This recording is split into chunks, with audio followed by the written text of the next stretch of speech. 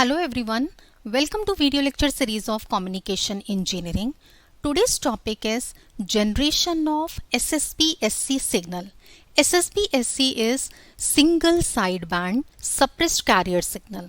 So first we are going to understand what is single sideband suppressed carrier signal, what are the applications, and then we are going to discuss one of the method of generation of SSB-SC, which is the phase discrimination method. Let us begin. When we talk about a process, if the process suppresses one of the sideband and the carrier and it transmits the remaining sideband, which is the only one sideband, then that process is known as a single sideband suppressed carrier system, or it is being written as SSB. As you can see in this particular diagram, in the case of the pure amplitude modulated wave, there was a presence of carrier, upper sideband and lower sideband. But when we are talking about a single sideband suppressed carrier, it means the carrier is suppressed, there is no carrier present, and one of the two sidebands, anyone, it may be lower sideband or upper sideband. Here in this particular diagram, lower sideband is suppressed along with the carrier. So now the information which is in the upper sideband, that is being transmitted. So this type of modulation is single sideband suppressed carrier, and in this case it gives you the advantage of the bandwidth. Here the advantage is half of the bandwidth of the double sideband suppressed carrier modulated wave. In the case of the double sideband suppressed carrier modulated wave, the bandwidth required was twice FM, while in this particular case it is only FM, because these two bands, lower sideband and upper sideband, they are the duplicacy, replica of each other. So anyone is capable to carry the information. So this is the advantage. Let us talk about some of the applications. Various applications of SSB-SC signals are there, but some of most important applications wherever there is a use of power saving and low bandwidth requirement, this can be successfully used. It can be used in land, air, maritime, mobile applications, in case of radio communication, in radar communication, televisions, telemetry, in case of the military communications like amateur radio, and so many applications are there. When we talk about the methods or techniques for the generation of SSB-SC signal, there are two commonly used methods. One is the frequency discrimination method and the second is the phase discrimination method. So here we are going to talk in detail about phase discrimination method. First, let us understand the frequency spectrum for single sideband suppressed carrier signal. You can see over here in this particular diagram, the frequency spectrum for the four different waves have been drawn over here. First is the case for the spectrum of baseband signal or the message signal. Here you can see the modulating frequency is this. Second is the case of the spectrum for double sideband suppressed carrier. You can see here carrier is absent, but upper sideband and lower sidebands are present. While third case will gives you an overview about the upper sideband spectrum, and fourth will gives you an overview about the lower sideband spectrum. You can see in the case of the third only upper sidebands are available, while in the case of the fourth diagram only lower sidebands are available.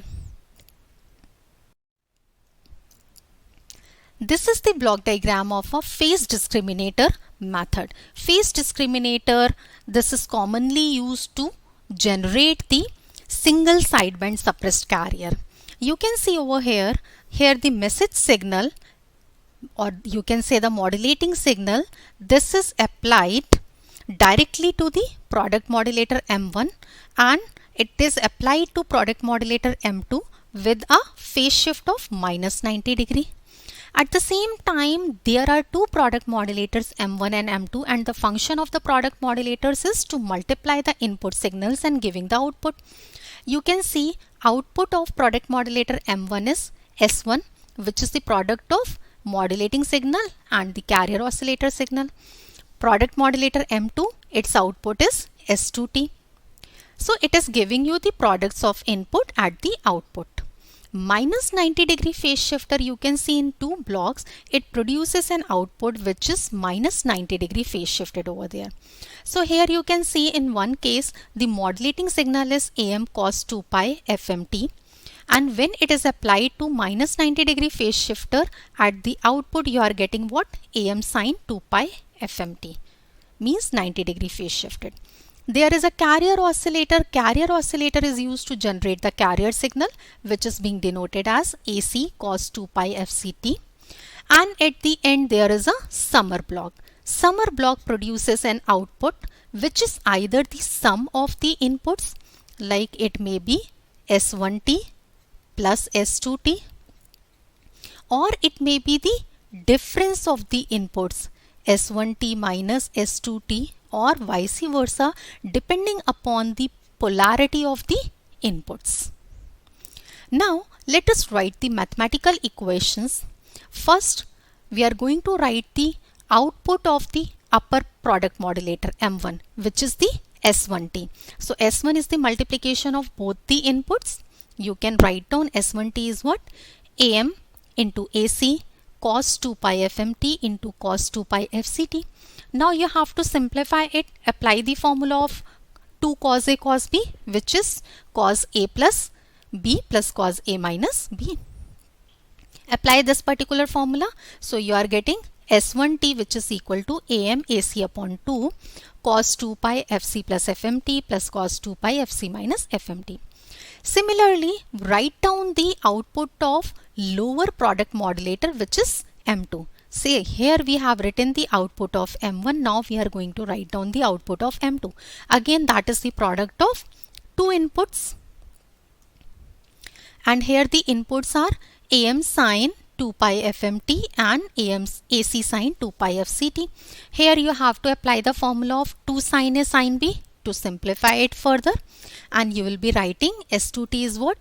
AM into AC upon 2 cos 2 pi FC minus FMT minus of cos 2 pi FC plus FMT. So here you have written the output of both the product modulators M1 and M2.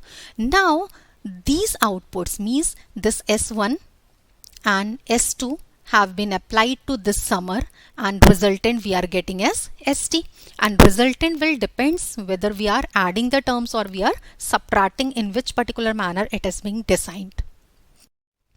So lower sideband of single sideband suppressed carrier modulated wave can be obtained if we add both the terms S1T and S2T.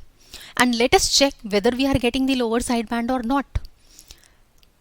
So add both the terms. It means here you are writing ST, which is S1T plus S2T. Substitute the values of S1 and S2 over here.